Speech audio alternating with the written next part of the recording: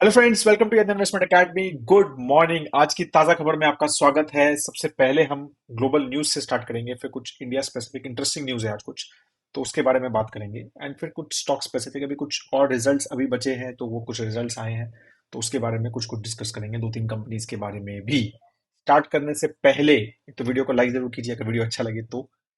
Secondly, जो है last में नॉलेज सेक्शन आज भी है, छोटा सा एक इंटरेस्टिंग ग्राफ है which I wanted to show you, तो वो जरूर देखिएगा लास्ट तक वीडियो को। थर्डली, हमने मॉडल पोर्टफोलियोज का परफॉर्मेंस टिल 31 अक्टूबर तक पब्लिश कर दिया है अपनी वेबसाइट पे। मैं उसको पिन कमेंट में भी डाल रहा हूँ।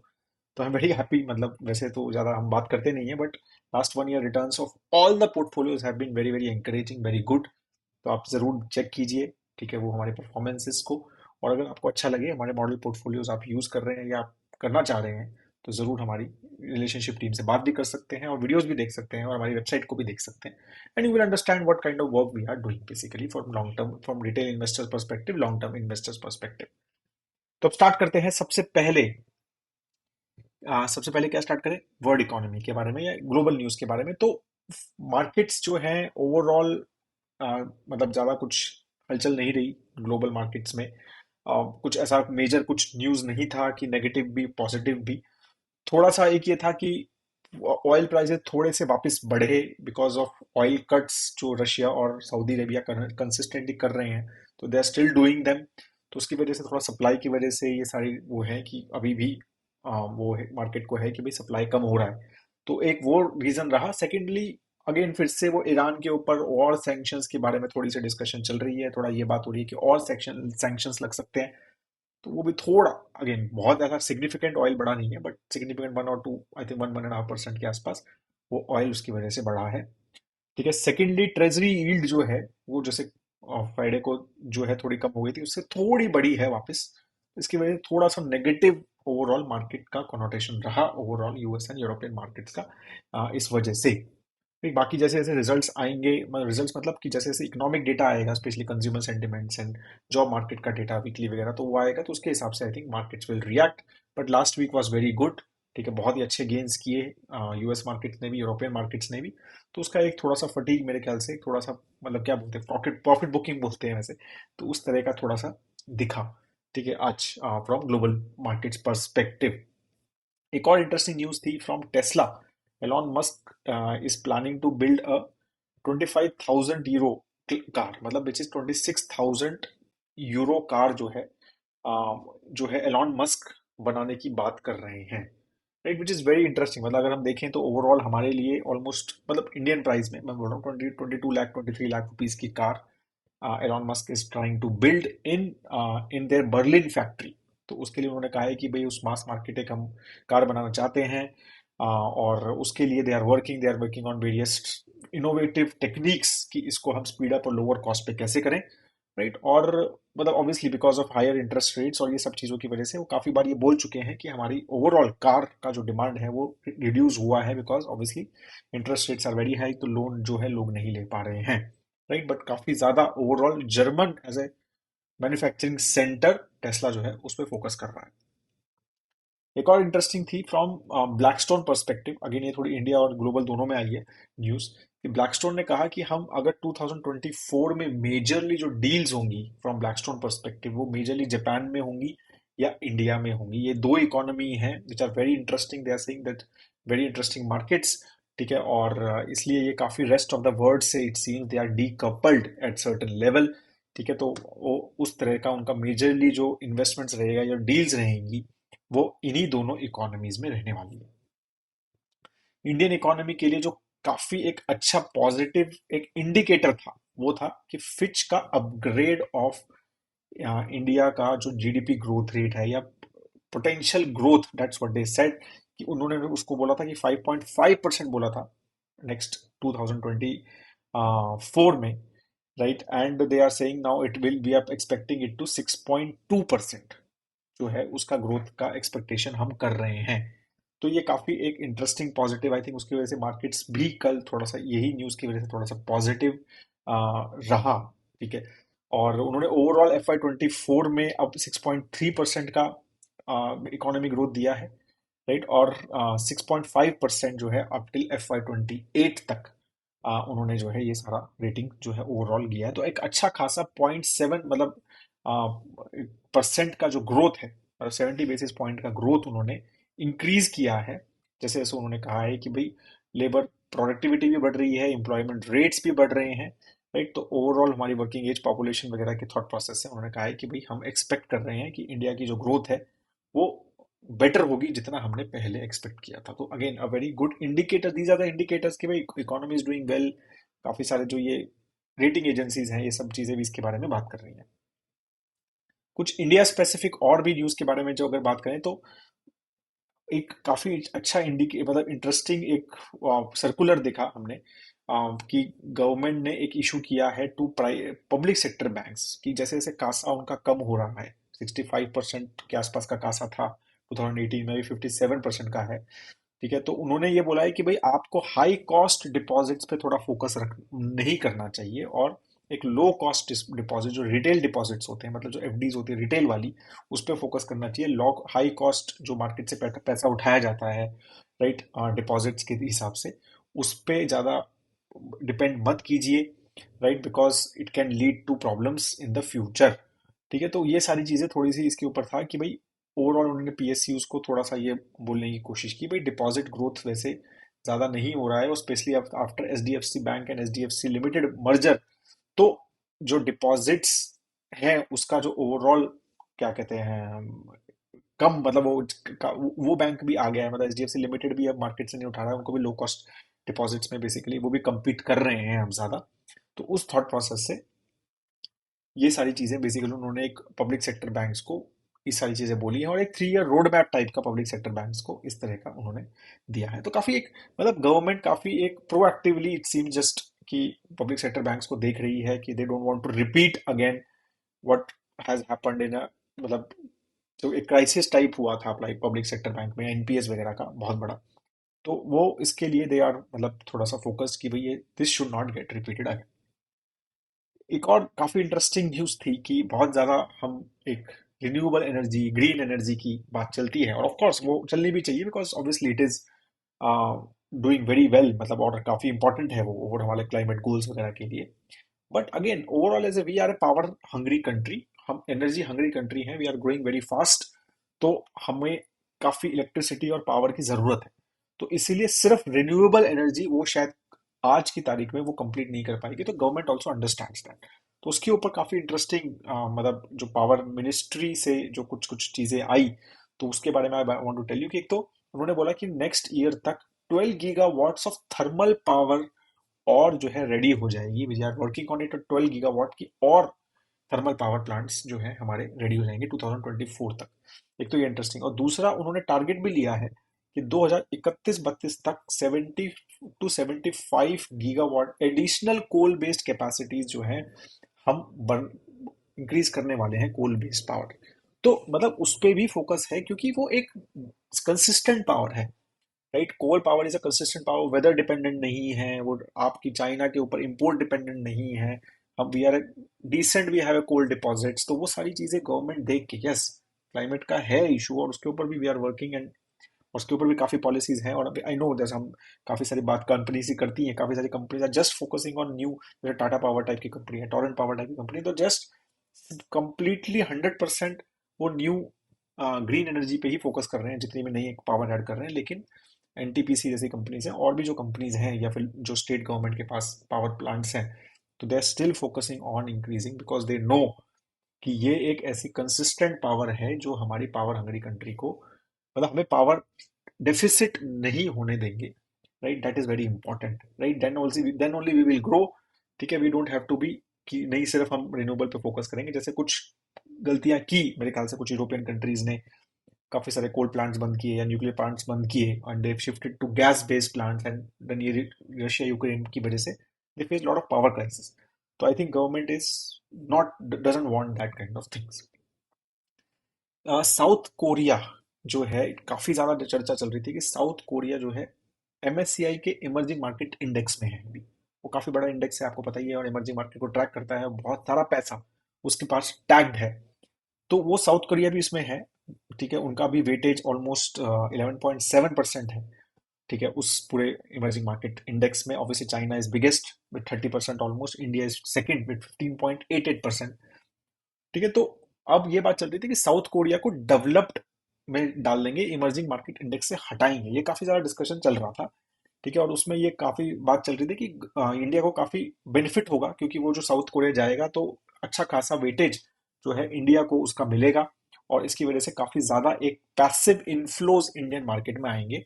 ऑलमोस्ट ये चल रही थी कि $20 बिलियन तक का पैसिव इनफ्लोज इंडियन मार्केट में आ सकता है बिकॉज ऑफ दैट। लेकिन अब शायद वो डिले हो गया है, क्योंकि साउथ कोरिया ने अपना शॉर्ट स्टॉक का शॉर्ट सेलिंग को बैन लगा दिया है फॉर नेक्स्ट ऑलमोस्ट 1 ईयर। ठीक है ना, उसकी वजह से एमएससीआई नाउ इज सेइंग कि now we are again revisiting it, कि हमें ये जो अपग्रेड करना था from emerging market to developed market, उनका स्टेटस, तो we are revisiting it and maybe we will not do it as per the thought process, हमारा जो इनिशियल टाइमलाइंस थे। तो वो थोड़ा सा एक चीज है कि from India perspective it is little negative, otherwise एक $20 बिलियन का बिना कुछ करे का एक इनफ्लो का एक्सपेक्टेशन था इंडियन मार्केट्स में। अब कुछ स्टॉक स्पेसिफिक न्यूज की बात करें तो बजाज फाइनेंस जो है वो क्यूआईपी लेके आ रहे हैं 8,800 करोड़ रुपीज का, विद 7,250 पर शेयर रुपीज चल रहा है अभी। 7,534 का मेरे ख्याल से लास्ट फ्लोर प्राइस है उनका, करंटली 4% लोअर है उससे, राइट। और क्यूआईपी है तो सिर्फ इंस्टीट्यूशन बायर्स ही उस पर कर सकते हैं।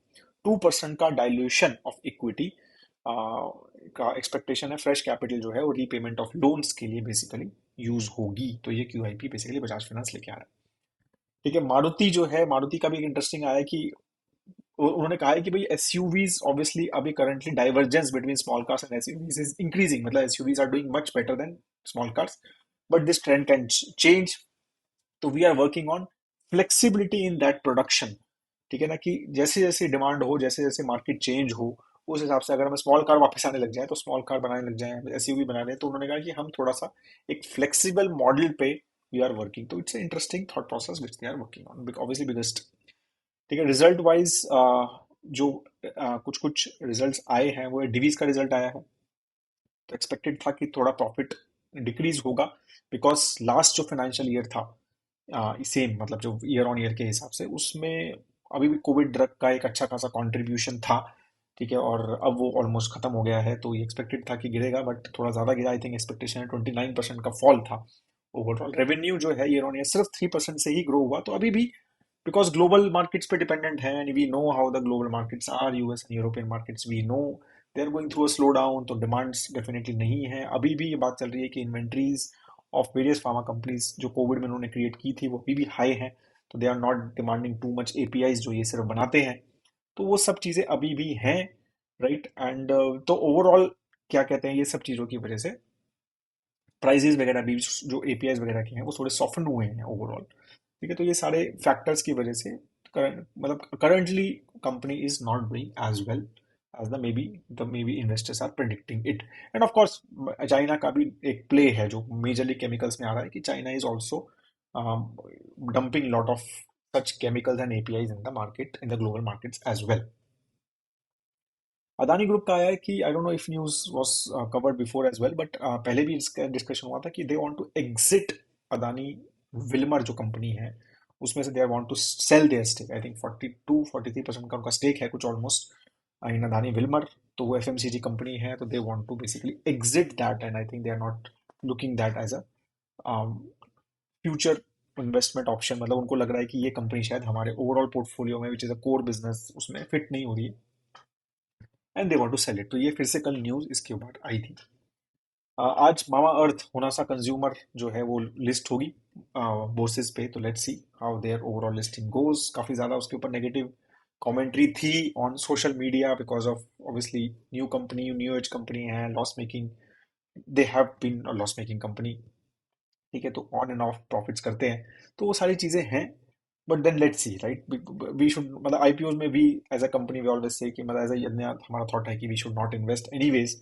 हमें एक एटलीस्ट 2-3-4 क्वार्टर का थॉट प्रोसेस देना चाहिए, समझना चाहिए रिजल्ट्स क्या है, मैनेजमेंट कैसी है, क्या सोच रहे हैं, then only we should think about it rather than doing anything before that.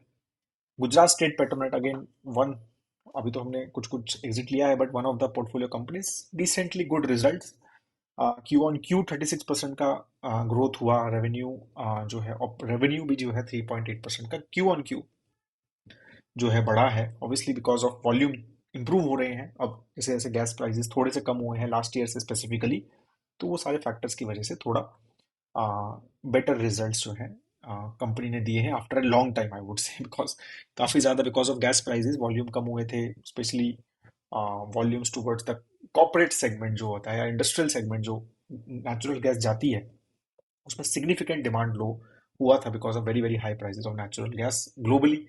और उसकी वजह से कंपनी को वॉल्यूम पे इम्पैक्ट हुआ और सारे प्रॉफिट्स वगैरह काफ़ी ज़्यादा एक दो साल खराब रहे। But I think now hopefully let's see, अभी भी काफ़ी ज़्यादा कॉम्प्लिकेशंस हैं with middle east wars and everything, तो है अभी भी risk associated with this company, no doubt about it. तो अब I hope that majorly news I think we have covered. ठीक है, अब हम बात करते हैं आज के नॉलेज सेक्शन की। तो ये जो चार्ट है, आई एम श्योर शायद आपने काफी बार सोशल मीडिया पे अगर आप थोड़े से एक्टिव हैं तो ये देखा होगा। दिस इज आईसीआईसीआई प्रुडेंशियल, एक every month they publish this chart. It's a simple valuation chart. वो बेसिकली क्या कहते हैं कि भाई करंटली जो है ओवरऑल इक्विटी का वैल्यूएशन कैसा है, राइट। वो कुछ फैक्टर्स के बेसिस पे उन्होंने शायद नीचे लिखे हुए भी हैं, I don't know if you can see, but PE, P by B, G sec P, market cap to GDP ratio, right, ये सब फैक्टर्स के बेसिस पे उन्होंने ये चार्ट एक बनाया हुआ है and they are tracking this chart from quite long. तो मतलब मैं भी काफी टाइम से इसको देखता रहता हूँ। ठीक है, और मतलब it is just very simple chart. तो वो एक इंडेक्स टाइप है उनका, ठीक है, जिसमें वो बताते हैं कि भाई अगर येलो में है वो इंडेक्स तो इट मीन्स कि we are a neutral view, कि बहुत ज्यादा वैल्यूएशन हाई भी नहीं है और लो भी नहीं है। जब ग्रीन में है तो इसका मतलब वैल्यूएशन मार्केट अट्रैक्टिव है एक तरह से, ये आपको इन्वेस्ट करना चाहिए इक्विटीज में।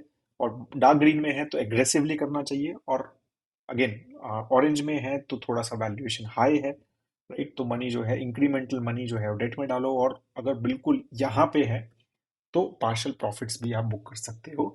तो ये थॉट प्रोसेस से एक बहुत ही इंटरेस्टिंग चार्ट था। I thought I will share with you. एक मंथली जो है उनकी फैक्ट शीट आती है, उसमें they publish this chart. As I said, this is 31st October का चार्ट है, तो ये 3-4 दिन पुराना ही है। तो यू कैन सी मतलब अभी currently markets according to them are neutral zone, और ये काफी टाइम से न्यूट्रल जोन है। मतलब for them I think around, अगर हम देखें तो दिसंबर 2021 के बाद से, दिसंबर जनवरी 2021 के बाद से basically it has been in a neutral zone only, even with the rally अभी रिसेंटली जो हुई, राइट, जुलाई अगस्त, जून जुलाई अगस्त में, राइट, तो वो भी न्यूट्रल जोन में ही थी। ये जब मेरे ख्याल से ऑलमोस्ट फरवरी मार्च अप्रैल जो था, ये वाला जोन था जब मार्केट्स बिल्कुल क्लोज आ गई थी ग्रीन कलर के। ठीक है, 104 आ गया था उस टाइम पे आई थिंक, या अभी है 104, आई थिंक अभी 104 है। बट उस टाइम शायद ये 100 के आसपास आ गया था, सॉरी। एंड अभी 104 पे है, तो अभी भी, तो मतलब ओवरऑल काफी लोग ये पूछते हैं ना कि इवन तो मतलब वैसे तो हम यही बोलते हैं कि लॉन्ग टर्म इन्वेस्टर हो तो ये सारी चीजें ज्यादा मैटर करती नहीं है, एसआईपी बेस्ड इन्वेस्टिंग करनी है तो ज्यादा मैटर नहीं करती। बट स्टिल अगर आपको एक लमसम डालना है, काफी बार हम एसटीपी बेसिस पे या फिर एक थोड़ा सा स्टैगर्ड वे में इन्वेस्टिंग की बात करते हैं, तो काफी बार बोलते हैं कि कितना स्टैगर करूं, 6 महीने करूं, 3 महीने करूं, 2 महीने करूं, एक साल करूं, राइट। तो मुझे लगता है कि एक अच्छा फैक्टर है ये एक समझने के लिए कि आप अगर येलो जोन में हैं तो आप थोड़ा सा एक मीडियम टाइप का स्टैगर कीजिए, ग्रीन जोन में है तो आप जल्दी थोड़ा सा लमसम वगैरह भी थोड़ा जल्दी ज्यादा डाल सकते हैं। तो अगर आप एक ऑरेंज या रेड जोन में हैं तो आप एक बड़ा स्टैगर कीजिए, या फिर, राइट, तो इस तरह का थॉट प्रोसेस आप कर सकते हैं लॉन्ग टर्म इन्वेस्टर में। तो एक जस्ट इंडिकेटर इंटरेस्टिंग है काफी। ठीक है, काफी टाइम से कर रहे हैं, एक म्यूचुअल फंड हाउस से है, तो थोड़ा सा मेरे को ज्यादा वो लगता है कि मतलब अच्छा रिसर्च हाउसेस है बहुत, one of the India's biggest research house है, राइट। तो एक और सिंप्लिसिटी है अराउंड इट, मतलब ऐसा कोई कॉम्प्लिकेटेड नंबर्स नहीं है, अगर आप नीचे देखेंगे तो काफी एक सिंपल मॉडल लग रहा है मुझे, जो सिंपल फैक्टर्स को बेसिस पे उन्होंने ये सारी चीजें की हैं, राइट। तो it gives a good glimpse, right, कि हाउ द मार्केट्स आर। काफी बार लगता है कि भाई क्या मार्केट बहुत एक्सपेंसिव है, तो मतलब लगता है कि नहीं नहीं यार, बहुत तो नहीं है, बहुत एक्सपेंसिव अक्टूबर या सितंबर 2021 में थे, विच इज जो हमने वीडियो में बनाया था कि आप वैल्यूएशन काफी ज्यादा है, राइट। और या फिर 2007 में थे, ठीक है, जो मतलब एक्सपेंसिव मार्केट्स जो है आप मान सकते हैं।